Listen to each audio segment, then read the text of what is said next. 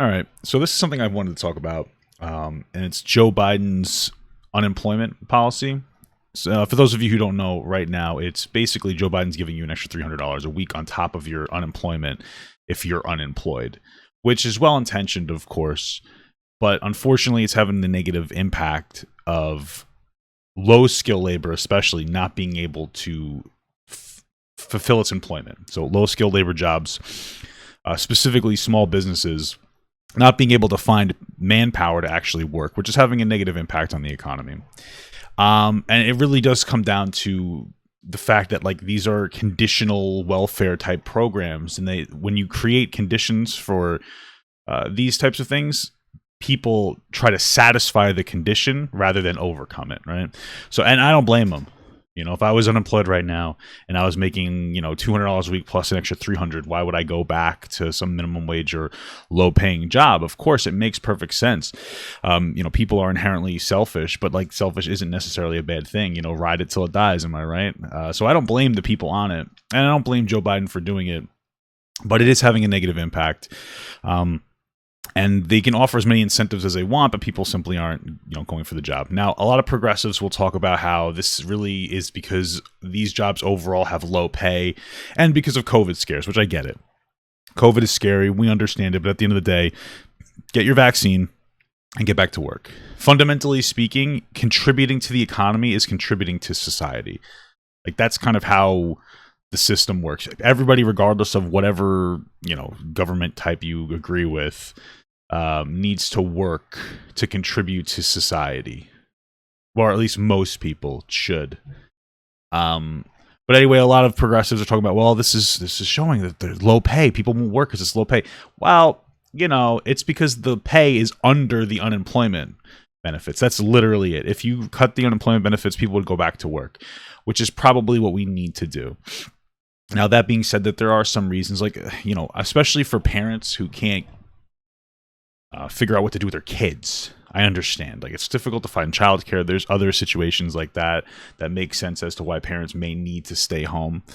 But I think that overall, the reason I bring all this up is because obviously we need people to go back to work so that they can contribute to the economy.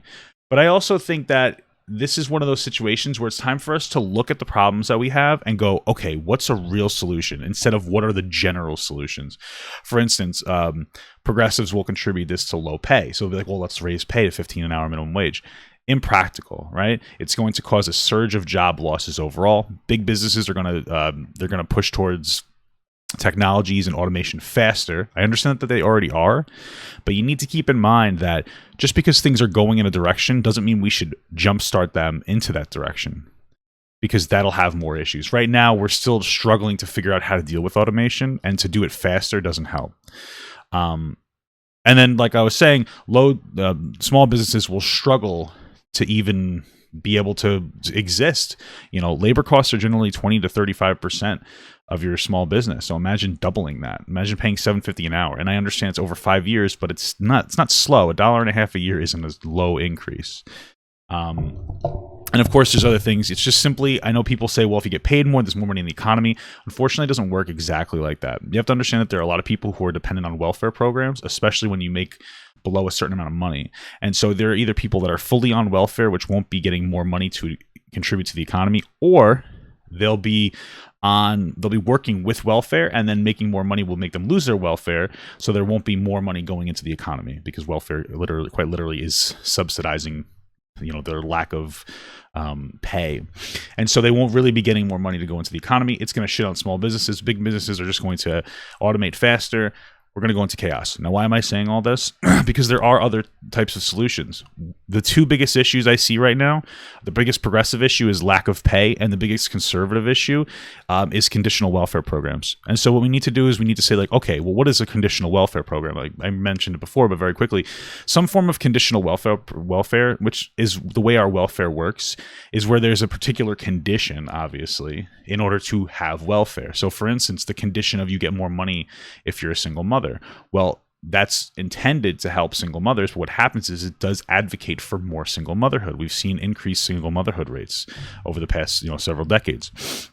Or a condition of staying below a particular income amount, which, while we understand that they have an income cap on welfare so that people that make enough money to survive won't get welfare, it also has the negative impact of people just making that much money and not trying to work harder because they're afraid they'll lose their benefits, which is completely understandable. Things like disability, there's tons of people who are on permanent disability now because they lost their jobs in like a factory town. And what ends up happening is, while I don't know if these people can necessarily work, these people don't feel comfortable going out and developing a hobby or even donating their time to the best of their ability in fear of losing their disability. And so I bring all these up because when you look at it, we have an issue of conditional welfare programs that advocate for the conditions that they're meant to get rid of, right? And we have an issue of underpayment.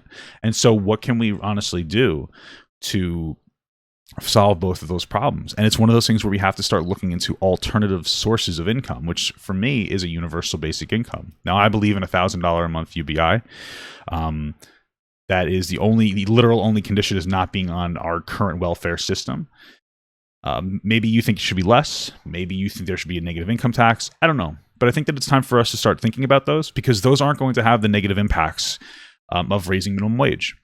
You're not going to be doubling the expenses of small businesses to run or the labor expenses, which again are 20 to 35%. You're quite literally actually going to be able to subsidize those particular areas or those particular businesses. You're giving people $1,000 a month.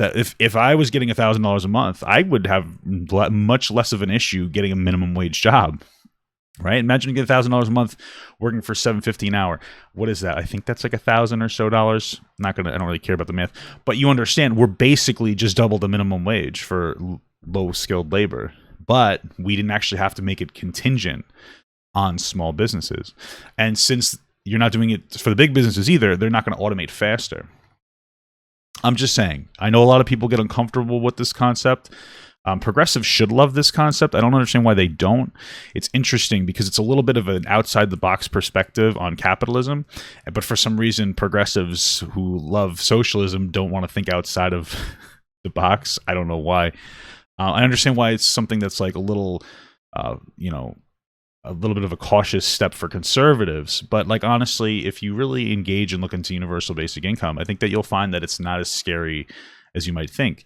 And to end this off, if you want, you can stop by my stream at any time. I usually stream from 1 to 5 p.m. EST, and you can ask me anything about universal basic income that you'd like. I'm very educated on it. You could also look at my videos. I have a video of me in like a Santa Claus outfit. I think it's called like Papa Claus. It talks about UBI. It's like an hour rundown of universal basic income. So anyway, guys, thanks for watching.